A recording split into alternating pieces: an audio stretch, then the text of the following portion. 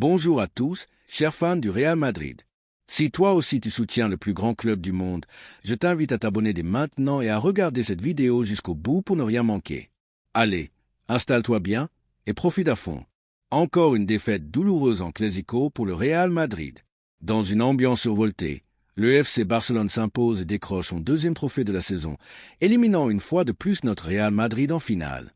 Un match tendu, bouillant, plombé par de lourdes polémiques arbitrales.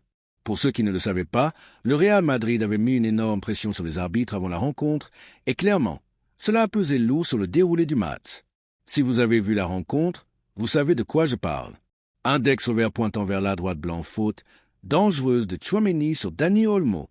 Une main dans la surface madrilène oubliée. Des décisions très discutables tout au long du match. Bref, un arbitrage plus que limite dans une atmosphère électrique.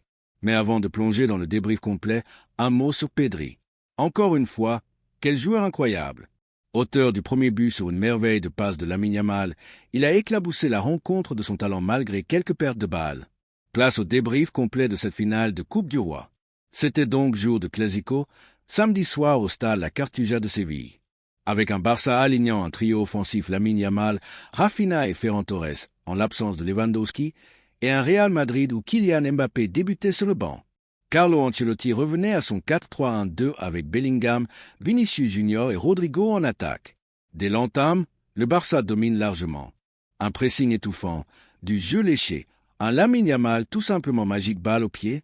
Thibaut Courtois réalise deux miracles pour sauver son équipe, 19e et 21e, mais finit par s'incliner à la 28e.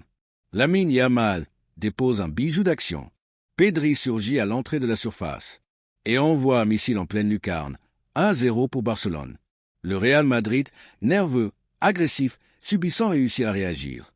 Tchouaméni échappe même à une expulsion pour un tacle très limite. À la pause, Madrid est mené et Ancelotti décide d'agir. Il fait entrer Kylian Mbappé à la place de Rodrigo. Et là, tout change. Mbappé dynamite la défense catalane, ouvre des espaces et obtient un coup franc qu'il transforme lui-même d'une frappe croisée. 1-1 à la 70e. Le Real est de retour. Quelques minutes plus tard, sur corner, c'est Aurélien Tchouaméni qui catapulte un coup de casque dans les filets après un superbe centre d'Arda Güler. 2-1 pour le Real Madrid.